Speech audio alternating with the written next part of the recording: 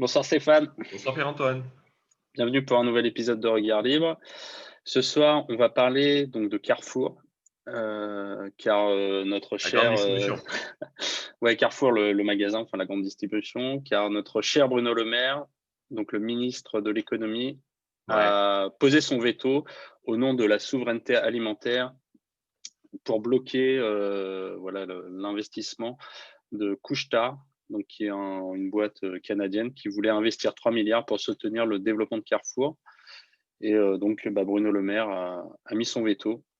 Et on sait pourquoi. Il explique pourquoi au moins. Il dit que c'est au nom de la souveraineté alimentaire pour pas que des Canadiens, des étrangers puissent avoir une part dans les décisions de Carrefour.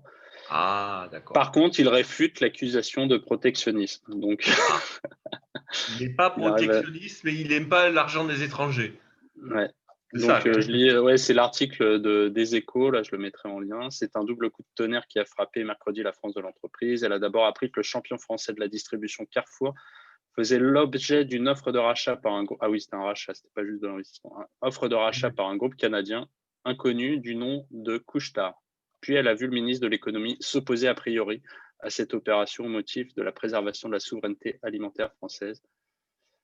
Bruno Le Maire a confirmé « Ma position, c'est un non courtois mais clair et définitif », a-t-il martelé. Courtois. Ouais, oui, toujours, Mais Bruno Le Maire. c'est incroyable. Je n'ai pas étudié le dossier, je n'ai pas étudié les chiffres, donc je prends les risques de dire des bêtises. Mais il ne faut quand même pas être très, très, très malin.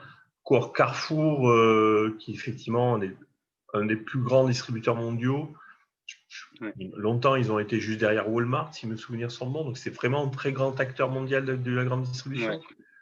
Ouais. Évidemment, leader en France, pays de la grande distribution, évidemment. Vu tout ce qu'on subit depuis des mois, je suppose fort qu'ils ont des difficultés financières dans la situation actuelle. Ça paraît logique. Donc, si on veut assurer la pérennité de notre alimentation et notre alimentaire, peut-être que ça serait intéressant de justement permettre à Carrefour, comme d'autres, de survivre économiquement, financièrement. Donc, voilà, il y a tout d'un coup une boîte qui arrive et qui se propose de racheter. Alors, évidemment, si elle rachète, c'est que la boîte est en difficulté. Si elle rachète, elle va prendre le contrôle. Mais quel est l'intérêt de Couche-Tard de racheter, de saboter une boîte qui est…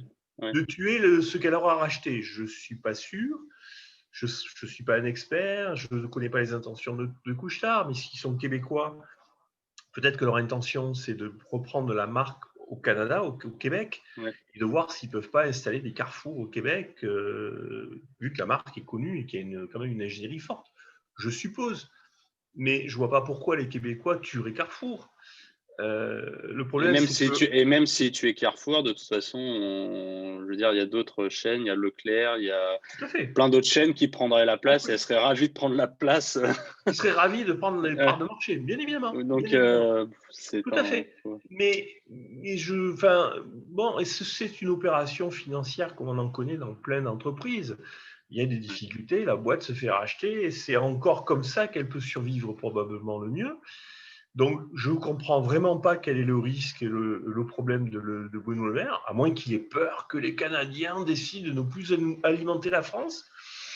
Mais je ne vois pas trop pourquoi. Bon. Par contre, ce qui est sûr, c'est qu'en ne permettant pas une telle rachat, il continue de mettre Carrefour dans la difficulté.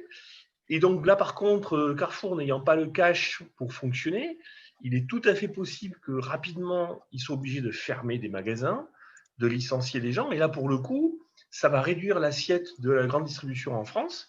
Et donc, c'est plutôt nous, Français, qui allons le subir. On pourra plus difficilement aller faire nos courses chez Carrefour en France. C'est-à-dire que c'est le truc classique de toute démarche protectionniste. On veut protéger les boîtes françaises et au bout du compte, ce sont les Français qui vont en pâtir. C'est un grand classique. Oui, c'est un classique. On le sait depuis Bastia. Depuis Bastia, on le sait que le protectionnisme, en fait, c'est un impôt sur les locaux, quoi. C'est sur les consommateurs. Sur les consommateurs locaux qui ne peuvent pas bénéficier des tarifs. Exactement. Donc, avantageux de l'étranger, Donc, souveraineté alimentaire, au bout du compte, c'est notre alimentation à nous, aux Français, qui va en pâtir. Mais ça montre encore une fois à quel point M. Le Maire, agrégé d'allemand, si mes souvenirs sont bons, comprend quoi que ce soit à l'économie. Je rappelle, c'est à la portée de n'importe qui lit Bastia, publié il y a 170 ans et accessible à quiconque en France. C'est le b.a.-ba de l'économie, quoi. Donc, monsieur le maire, lisez Bastia et foutez la paix à Carrefour. Ouais. Bon, après, on peut imaginer d'autres considérations. Peut-être qu'il n'avait pas eu le temps d'acheter des actions Carrefour, donc en faisant ça, il fait diminuer, il peut en racheter, après il acceptera, ça remontera. Il a ça, et puis il a pu se faire graisser la patte par Auchan, par Leclerc, on peut tout imaginer. Mais on peut tout imaginer, sauf du rationnel. On peut tomber dans le fantasme, dans l'arbitraire, dans la corruption, dans la stupidité. Tout ça est possible, mais pas le rationnel en tout cas. Ok, merci Stéphane. Je t'en prie.